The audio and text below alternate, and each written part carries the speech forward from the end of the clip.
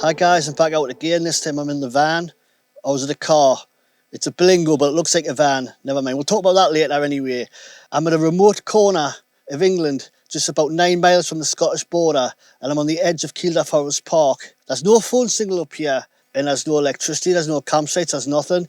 So Jackery has kindly sent me the Explorer 1000 to help keep the lights on and keep all my gear running. Those of you that know me knows that I don't get sponsored by anybody on my channel.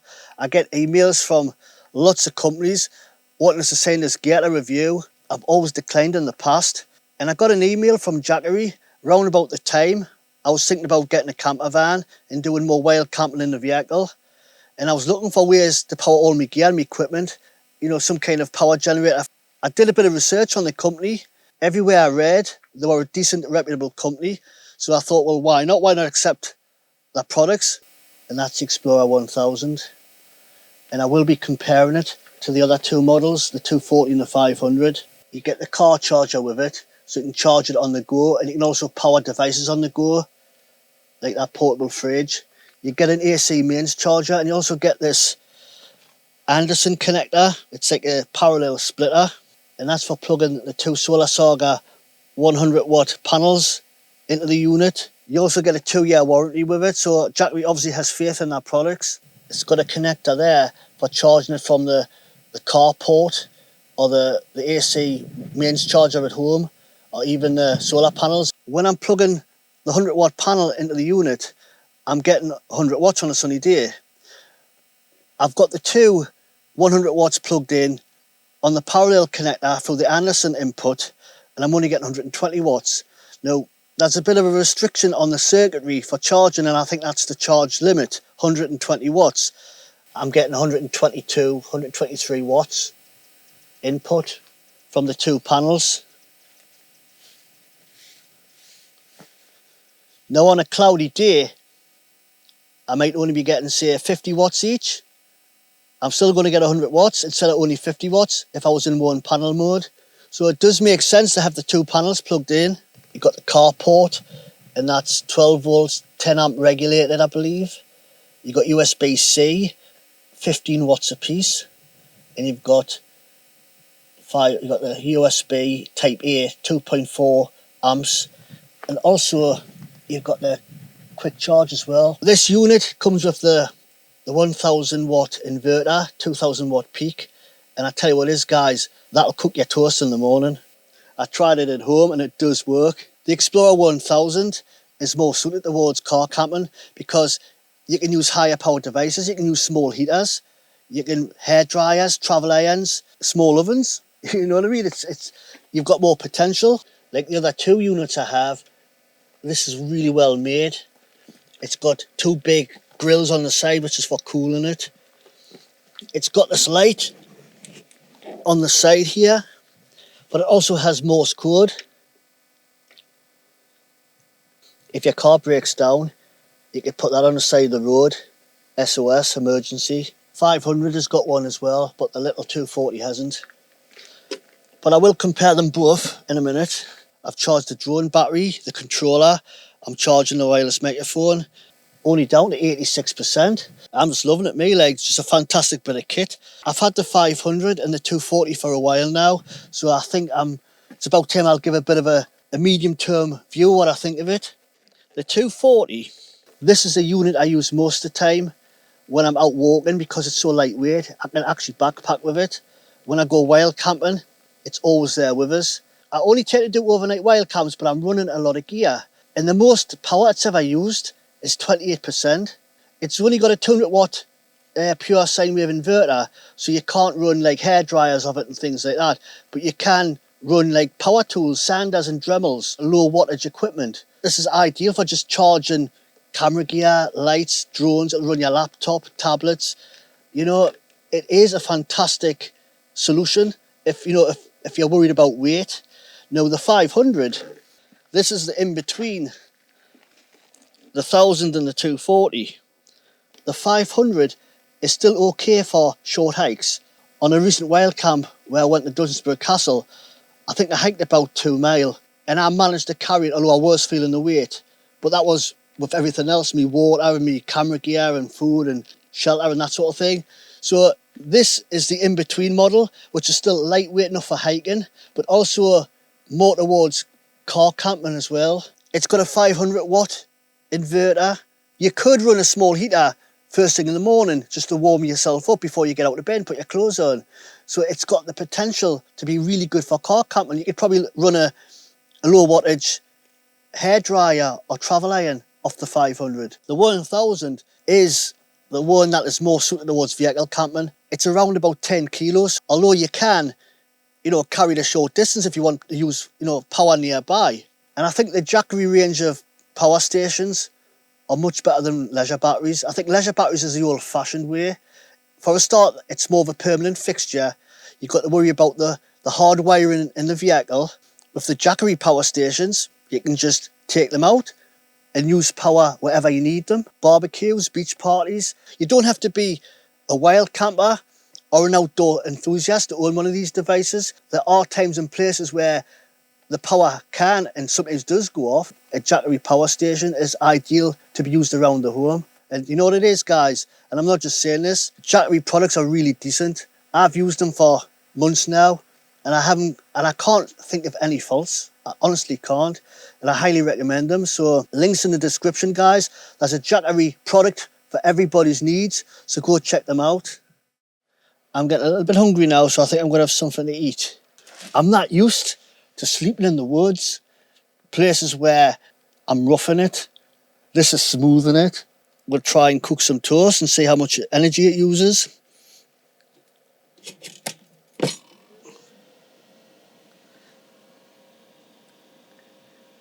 You can hear it whirring away.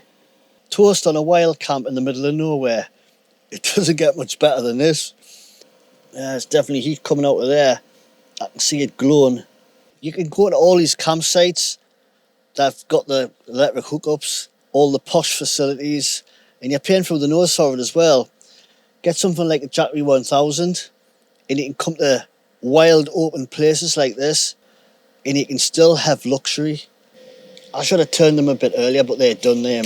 Oh, it just popped.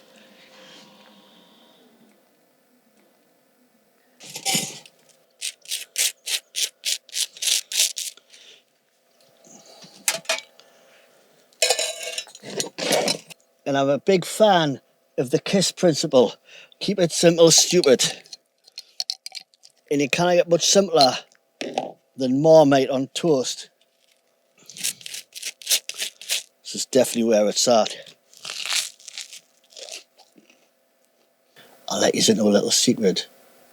Are you listening? Come closer. There's an RAF base around here, and it's an electronic warfare tactics range. They've got to sneak in undetected and do bombing missions, avoiding SAM, surface-to-air missiles, AAA, and things like that. But they've got a dummy airfield, and there's a few abandoned aeroplanes. None of them work anymore. Some of them are relics from the Cold War, Russian helicopters. Exciting stuff, guys, and if you don't tell anybody where it is, I may just take you along for the adventure. But I may just do that tomorrow morning, because it's getting late now. It's getting dark at 7:15. Why am I whispering? I'll take you around the van and give you a look. I say a van, but it's really a car. It's a Berlingo. Even though it looks like a car, it drives like a van, feels like a van. So, is it a car? Is it a van? It's a Berlingo. Let's take a look, guys. I'll show you around. So I've got a fully charged unit, as when I started the journey this morning. I'm going to disconnect the solar panels now because it's going to be dark in an hour. What I like about the XL, compared to the medium, is that you don't have to drop the rear seats to have a decent sized boot. You can see how much space there is. Got all that room up there, guys. The stash stuff.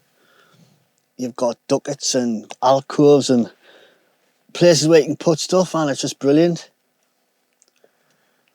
And you've got all the space. I'm used to camping in the woods, in a bivvy bag, very minimal. And this feels like I shouldn't be here because it's too luxurious for me. It's not what I'm used to. Having this van or this car allows me to do other things and bring new content to my channel. and bring you guys along as well and learn with us, because it's just all new to me. I haven't done this before. And I've chucked everything down that side as well, just to try and create a bit more space. And I'm going to attempt to blow up this airbed.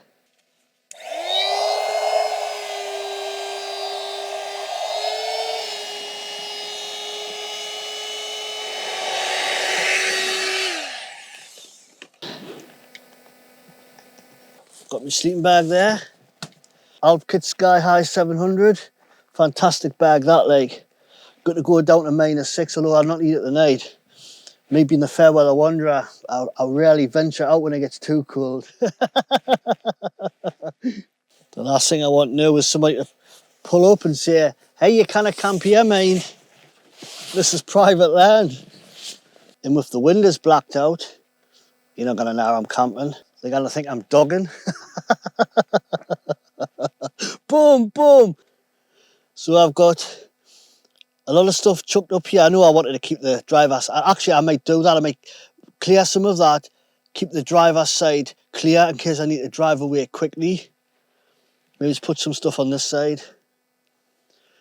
You see how with the Berlingo XL, you don't have to, you know, push the seats forward to be able to like fully stretch out. I had to come inside because it started to rain. I didn't notice at first because the hatch was open. I was sitting underneath it and I had a lot of the doors open. When I realised it was raining, I walked around the van. Rain had just been coming in the sides because it's quite windy. Sleeping bag got a little bit wet, but it was just a splash. Condensation might be a problem, so I haven't shut the door. I've got a slight gap and I can feel a bit of draft coming through, and I prefer that. I just love the fact that I've got all the space. I've got shelves next to us where I can just reach out and, you know, I keep my glasses on, my torch, that sort of thing. And I couldn't be bothered to put the blackout blinds on the windows. It's not cold enough. And I'm not bothered about people looking in the windows. I know some people will have like a phobia about waking up and seeing a face in the window. You know what I mean? But now I'm thinking about it, I'm actually it's a little bit concerned. You see how the mind can play tricks on you. Right guys, I'm going to have to try and get some sleep. Big day ahead of us. Get up really early. See what kind of a sunrise. See if there's any photography opportunities. And then we'll go and visit that dummy airfield. So, and I'm really looking forward to that and bringing you guys along for the adventure.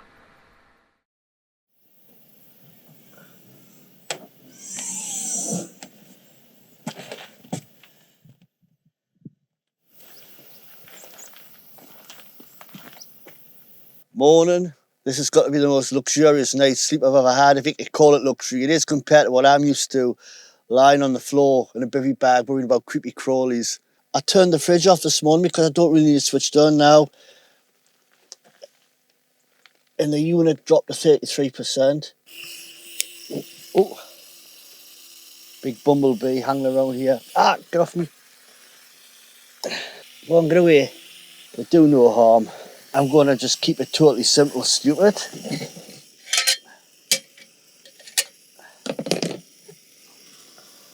This is where it's at. You know what I mean? You can't get much simpler than that.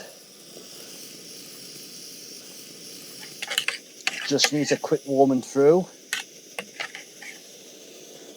You can't go far wrong heating a tin of food up. And I'm just going to have a couple of slices of bread and butter to go with it.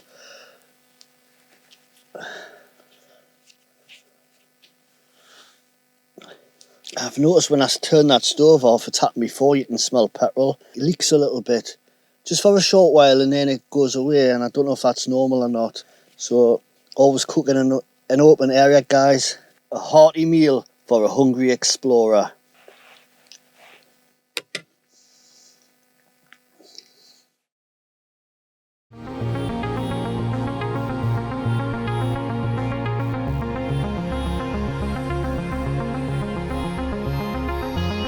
Well, I'm out on this dull morning. You're quite misty at times. Trek to find the dummy airfield. The dummy airfield, apparently it's used for electronic warfare, tactics, training range. where the air crews would practice evading enemy radar. They've got like mock radar systems, SAM, surface to air, AAA, things like that. It's made to look like an airfield. They've just basically scraped away the peaty ground. There's even a Russian helicopter gunship as well, and a oh you bugger. See, because I'm trying to film and not concentrate on what I'm doing. Tell you what it is, guys, I'm gonna switch off and, you know, film a little bit more once I get closer to the airfield, because this is just too dangerous trying to film on my own.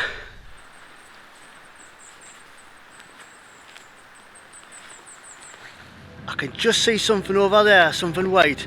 We're getting close, guys.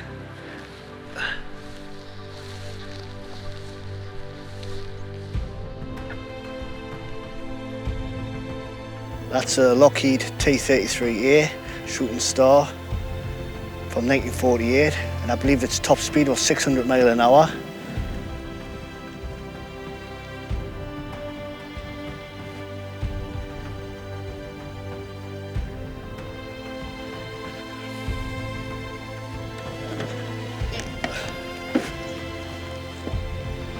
The wing's quite rigid actually. That hole there must have been for the fuel, must have had fuel tanks in the wings.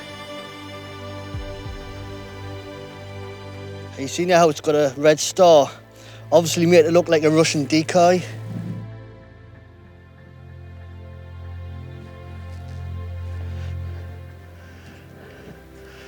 Twin-seater, so it must have been a training jet.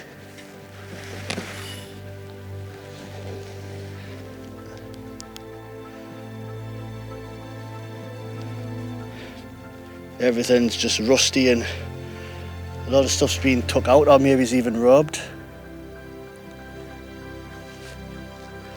I suppose you don't need all the electronics in there if it's only used as a decoy.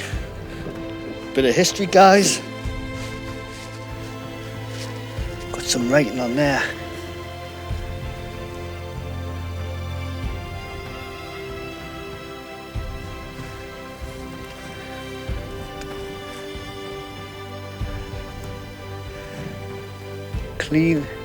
Clear your indicator before closing door.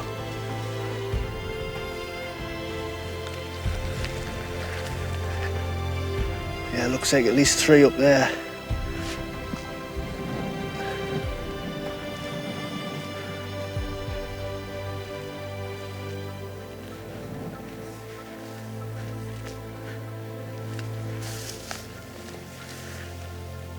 A bit dark in there. I should have brought the torch.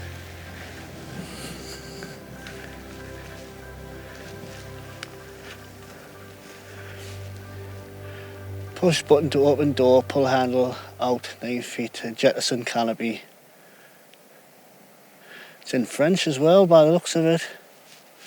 Could these be French?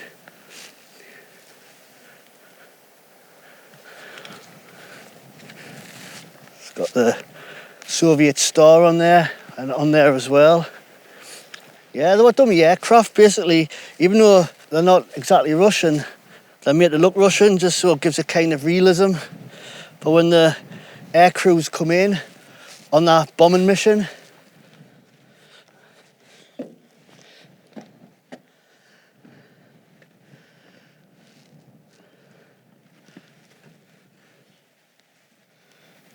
map case, that must be the joystick down there. Look at that, man, everywhere you can. That's hours rubbish. Even in a place like this.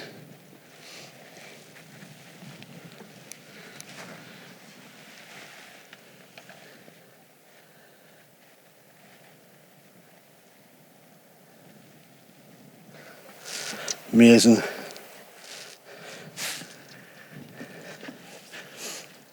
Another 2 over here. I'm no expert, but all look the same to me.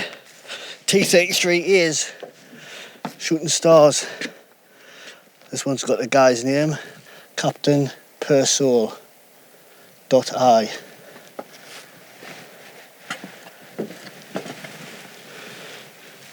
Same as the other ones. Everything's just been ripped out.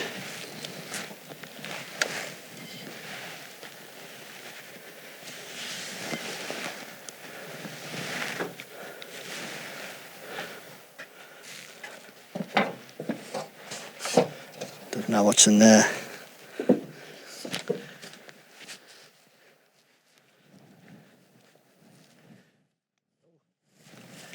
See, there's something in there. That one might still have the engine in. I can see, yeah, I can see plumbing. Don't know how to get into it, but I can kind of see something back there. Looks like engine. That in front there looks music and air filter or something. Never mind, I don't think I can get in to see that.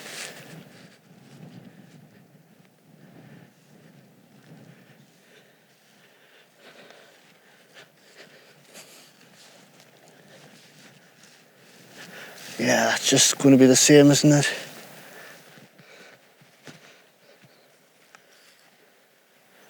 Fantastic bit of history, guys.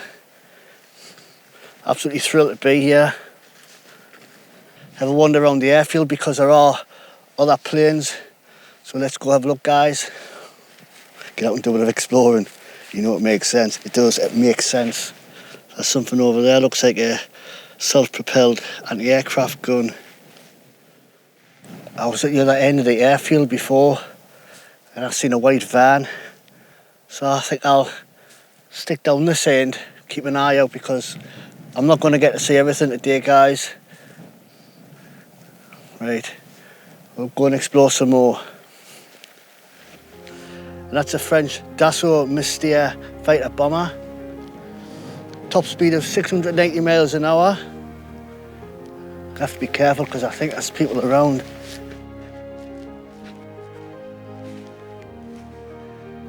Up the top there, I don't know if you can see that, but it looks like there's a house up there.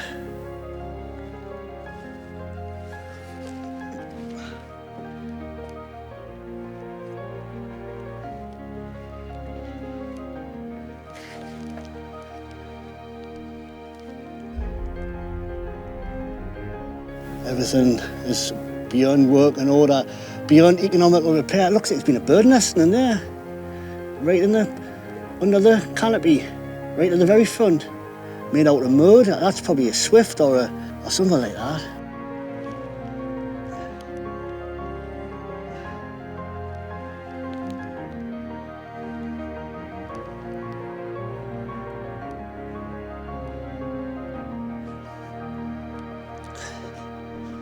These planes were capable of transonic, which is not quite through the sound barrier, but it's fast enough.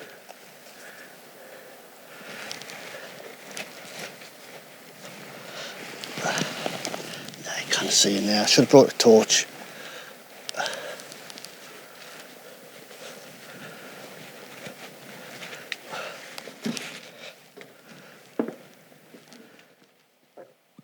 You've even got algae and moss growing on it. That's how long these have been here. Don't know what that is. I'll have a look at this one over here. That one's been here that long. It's even got a Christmas tree growing up alongside it.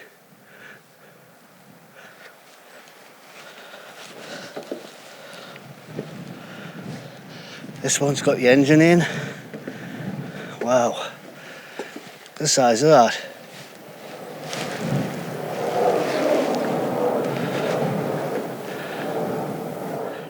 See the flames over there? They're bombing over there, I'm sure they are. That was like napalm, that. I'm gonna have a quick look, I'm gonna get away. Can't see up there. It's like they're just sitting on an engine, basically with wings. You know, this is history, this. And you've got people putting blooming graffiti here, man, it's just not on. I don't know if I should go any further up there, but I want to have a look at that shelter. I'll have a peek, and if it looks too dodgy, I'm just gonna get away, guys. Right, catch you in a bit. And this is a shelter, self-propelled anti-aircraft gun. with targeting radar on the top. It's quite interesting as well because it's got a number plate on the back, so it must have been used on the road. It would have had a crew of 4, the commander, the driver, the gunner and the radar operator. I'll keep looking around, guys, because I'm paranoid to hell. Had a top speed of 31 mile an hour, off-road 19 mile an hour. It's from 1964. Fantastic to see this. It should be in a museum, this, actually.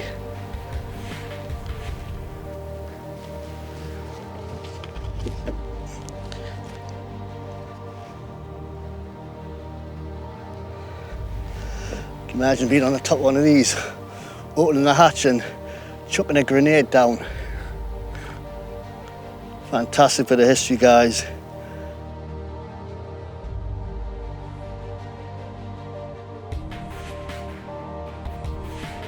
Looks like a periscope, doesn't it? Maybe as the turret rotates around and see what's going on. You can see the other aeroplanes over there, the T33s. I'm not going to hang around here too much, I'm just going to get away.